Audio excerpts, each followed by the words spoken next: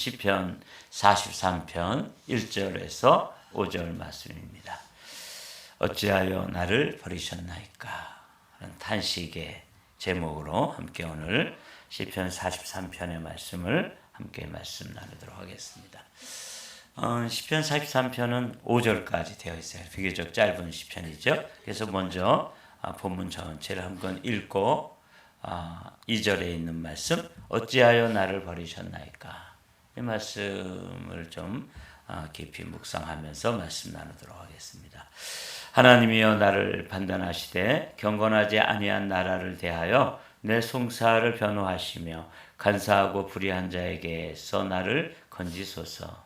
주는 나의 힘이 되신 하나님이시거늘 어찌하여 나를 버리셨나이까? 내가 어찌하여 원수의 억압으로 말미암아 슬프게 다니니까? 주의 빛과 주의 진리를 보내시어 나를 인도하시고 주의 거룩한 산과 주께서 계시는 곳에 이르게 하소서.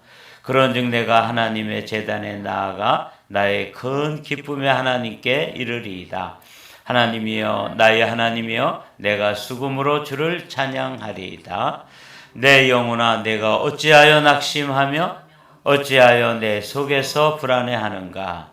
너는 하나님께 소망을 두라. 그가 나타나 도우심으로 말미암아 내가 여전히 찬송하리로다. 아멘. 시편은 어제 말씀 나눈 것처럼 150편으로 되어 있는데 또 150편이 5권으로 되어 있습니다. 근데 이제 1편부터 41편까지가 1권인데 우리가 1권은 주로 다윗의 시로 되어 있어요. 다윗의 시편을 우리가 다 묵상했고 이제 시편 150편 가운데 이제 2권으로 들어갔는데 어제 우리가 42편을 이렇게 펼치면 고라 자손의 시 이렇게 되어 있어요. 고라 자손에 대해서 우리가 조금 이렇게 배경을 좀 알아볼 필요가 있습니다. 이 레위 지파 야곱의 12아들 가운데 레위라는 아들이 있었잖아요. 말씀드린 것처럼 원래는 르우벤이라고 하는 아들이 장자권을 가지고 왕권과 또 물권과 영권을 다 물려받아야 되는데 이 르우벤이 장자의 역할을 감당하지 못하고 아버지의 침상에 오르는 그런 불의를 범하기 때문에 그 아버지의 그 복이 자녀들에게로 다 이렇게 흩어졌어요.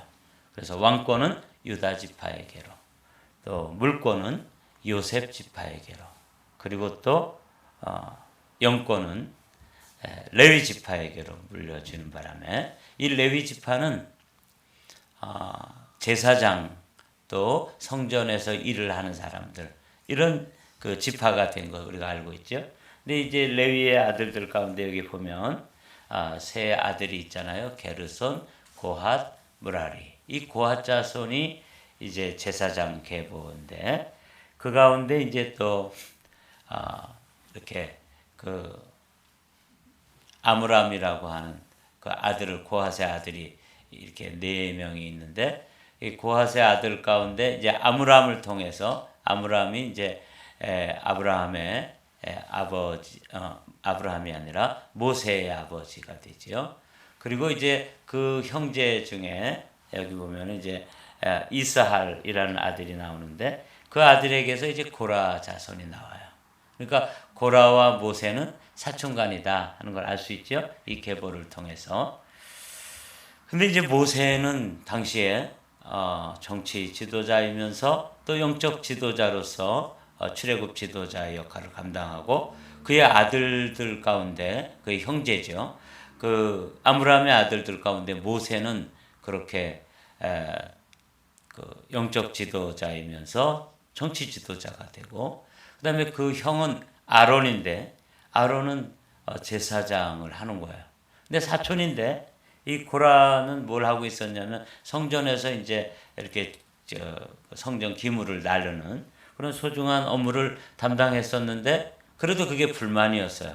아니 왜 저 사람들은 저렇게 제사장 직무를 하고 우리는 그냥 똑같은 레위 지파인데 같은 할아버지 자손인데 우리는 뭐 그냥 성전에 기물이나 나르고 또 옮겨가면은 또 이렇게 성막 이렇게 다시 설치하고 또 옮겨가게 되면 또 뜯어가지고 또 왜 우리가 짐작 나르는 것만 해야 되냐 이런 불만을 가졌던 사람이 이 고라예요.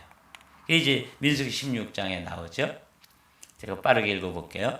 레위의 증손 고핫의 손자 이스할의 아들 고라와 우리가 지금 족보를 봤죠. 르벤 자손 엘리압의 아들 다단과 아비람과 벨렛의 아들 온이 당을 짓고 이 당을 짓고 이스라엘 자손 총회에서 택함을 받은 자 곧 회중 가운데서 이름 있는 지휘관 250명과 함께 일어나서 모세를 거스르니라. 이게 이제 고라의 반역 사건이죠. 이로 말미암아서 이 고라와 그 일당들이라고 불리는 이 250명의 아마 그 당시에 유력한 사람들인데 모세에게 반기를 들었다 그만 땅이 갈라지면서 삼켜버리게 되는 아주 큰 사건이 그 광야에서 있었던 것이죠. 가슴 아픈 사건입니다. 그 끔찍한 일을 당한 이 고라의 자손들 가운데 살아남은 사람들이 있어요. 이 사람들이 이제 지금 시편 42편부터 오늘 시편 43편도 표제어가 없이 하나님이여 나를 판단하시되 경건하지 아니한 나라에 대하여 내 송사를 변호하시며 간사하고 불의한 자에게서 나를 건지소서. 주는 나의 힘이 되신 하나님이시거늘 어찌하여 나를 버리셨나이까. 내가 어찌하여 원수의 억압으로 말미암아 슬프게 다니나이까. 이 고라 자손들의 시가 이제 시편 42편에서 이 43편은 표제어가 없이 되어 있는데 구약 학자들의 이제 견해에 따르면 시편 42편과 43편은 한 편의 시다. 이렇게 이제 그런데 이게 이제 두 편으로 그러니까 3연으로 되어 있는 시인데 앞에 두 연은 42편으로 마지막 한 연은 그 43편에 이렇게 이제 기록되어 있어서 이게 같은 시다. 그러니까 이제 이게 고라 자손들인데 이 고라 자손들은 어떤 그 경험이 있냐면 하나님으로부터 버림받은 아주 끔찍한 일을 그 조상들 가운데 경험한 그런 아픔이 있는 자손들인데 이 사람들이 여전히 이제 하나님 앞에 나와서 성전 업무를 감당하고 그 일을 하는 거예요. 그렇지만 그 마음속에 그 성품의 DNA 가운데 뭐가 있어요? 버림받음에 대한 상처가 있다는 걸 먼저 우리가 역사 속에서 살펴볼 수 있는 거죠. 이게 이제 오늘 우리가 생각해 봐야 될 주제예요. 어찌하여 나를 버리셨나이까. 근데 이제 버림받음이라고 하는 건 이 고라 자손처럼 일어나죠. 정말 역사 속에서 가장 그 조상들 가운데 땅이 갈라지고 그냥 그 땅 속으로 그 자신들의 그 선조들이 삼킨 바 되는 아주 이런 아주 정말 요즘 그 어디죠? 터키를 뭐 이제 이름을 바꿨다 그래요. 티르키예라고. 예. 그게 이제 사실은 저 중국으로부터 돌궐족이 이제 돌궐이라는 게 이게 이제 영어식으로 표기되면 이제 터키가 되는 거고 터키가 이제 우리가 먹는 칠면조하고 비슷하니까 이게 이름을 뭐 티르키예라고 바꿨다 그래요. 이게 다 돌궐 그 뿌리가 그렇습니다. 근데 이제 이게 징기스칸의 후예인데 이 사람들 가보면 우리하고 어순이 같아요. 말하는 게. 그래서 사실은 그 사람들, 이 터키 사람들이 우리나라 말 배우기도 좋고 우리도 거기 가서 제가 성지순례 가가지고 이 터키 지역에 이제 소아시아 7교회가 다 있거든요. 거기 가서 그 사람들하고 단어만 몇 개 해가지고 얘기하면요. 다 알아들어요.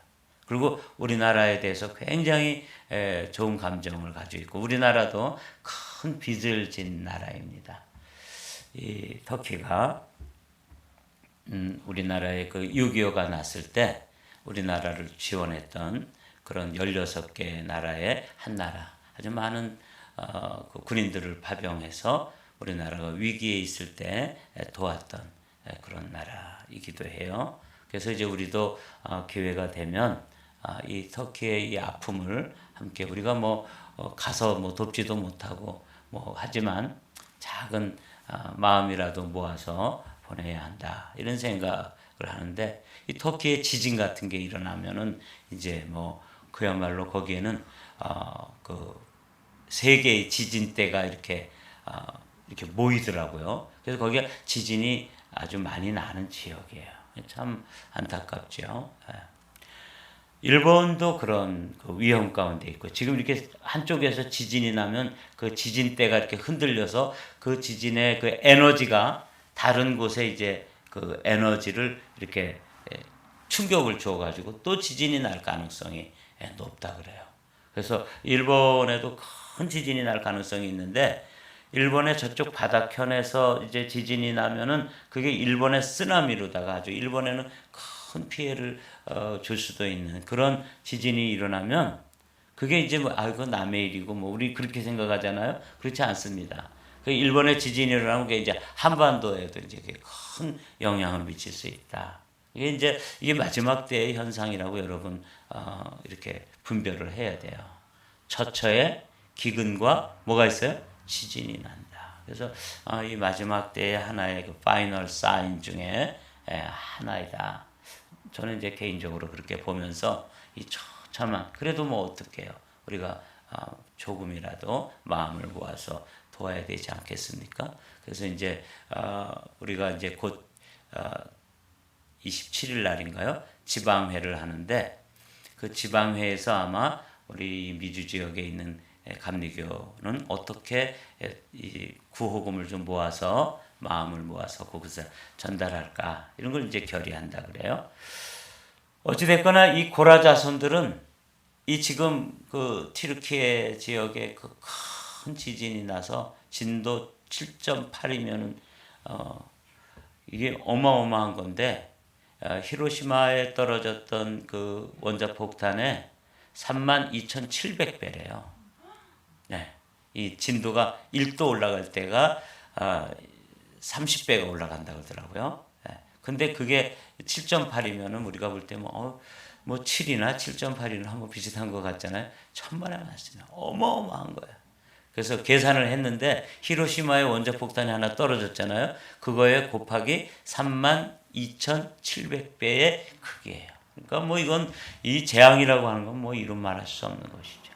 근데 이제 이 고라 자손들도 자신들의 조상들이 하나님을 대적하다가 하나님이 세운 그 리더십에 대해서 이렇게 반역을 하다가 그만 땅이 갈라지면서 큰 지진이 일어났겠죠. 그리고 그냥 삼킴받은 그런 아픈 추억을 가진 그런 후손들인데, 그러니까 그 마음속에서 늘 한편으로는 이 버림받음에 대한 뭐가 있는 거예요? 아픔과 상처가 있는 거예요. 우리도 그렇지요. 여러분들도 아마 그 기억 속에서 이렇게 버림받음에 대한 그 아픔 이런 것이 있을 수 있어요.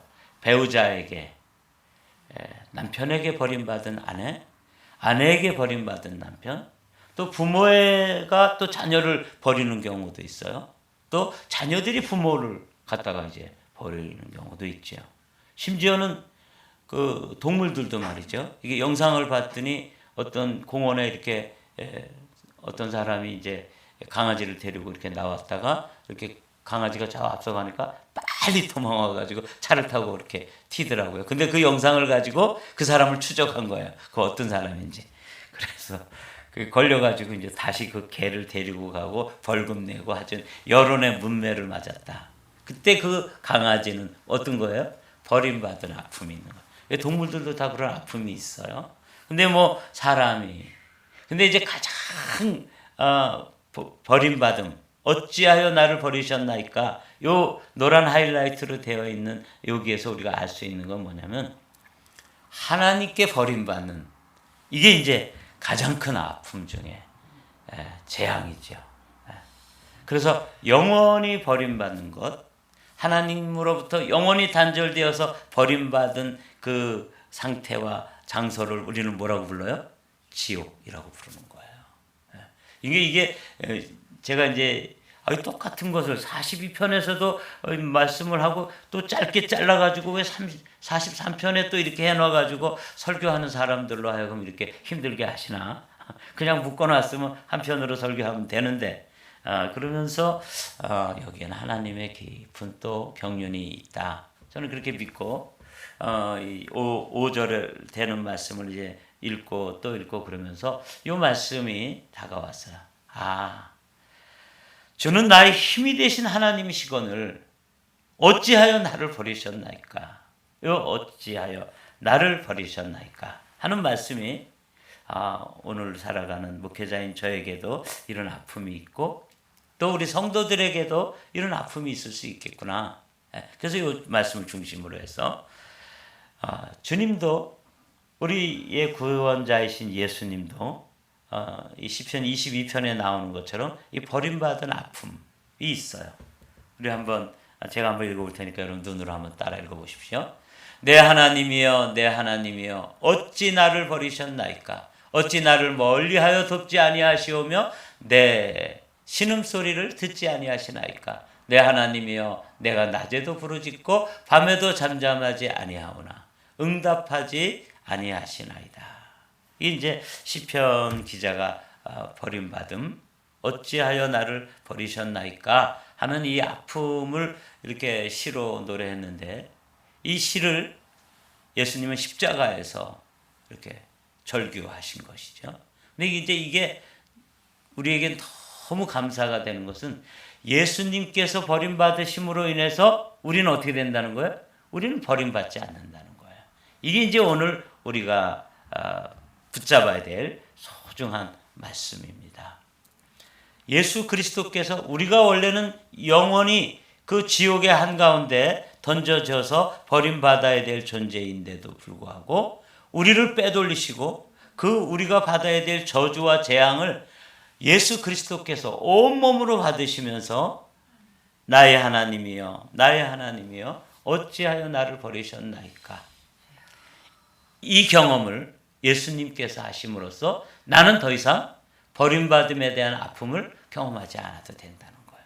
그래서 사람들은 우리를 버릴지라도 또 나와 가장 나에게 사랑을 같이 나누던 그런 사람은 어찌 나를 버릴지 모르지만 하나님은 나를 버리지 않는다 하는 게 이제 우리에게 보장된 은혜입니다. 그런 이제 말씀을 가지고 한번 더 살펴보도록 하죠. 3절 말씀이죠. 오늘 본문으로 돌아와서 주의 빛과 주의 진리를 보내시어 나를 인도하시고 주의 거룩한 산과 주께서 계시는 곳에 이르게 하소서. 그런즉 내가 하나님의 제단에 나아가 나의 큰 기쁨의 하나님께 이르리이다. 하나님이여 나의 하나님이여 내가 수금으로 주를 찬양하리이다. 그래서 이제 어찌하여 나를 버리셨나이까? 이제 이 시인도 어떤 상황에서 하나님이 마치 자신을 버린 것과 같은 이런 그 고독한 순간, 버림받은 것과 같은 그런 감정을 느끼는 그런 아픔의 순간이 있었는데 이 시인이 이제 주님께 기도하는 것이죠. 주님의 빛, 주님의 진리를 보내셔서 나를 인도하셔서 어디로? 주님의 거룩한 산, 주님이 계시는 곳, 또 하나님의 제단, 이게 다 성전이에요. 그 성전, 하나님의 임재가 있는 곳이죠. 그곳으로 나를 인도하셔서 버리지 마시고 저를 하나님이 있는 곳으로 인도해서 내 수금을 들고 주님을 찬양하게 해 주십시오. 이렇게 이제 기도하는 거예요. 그리고 이제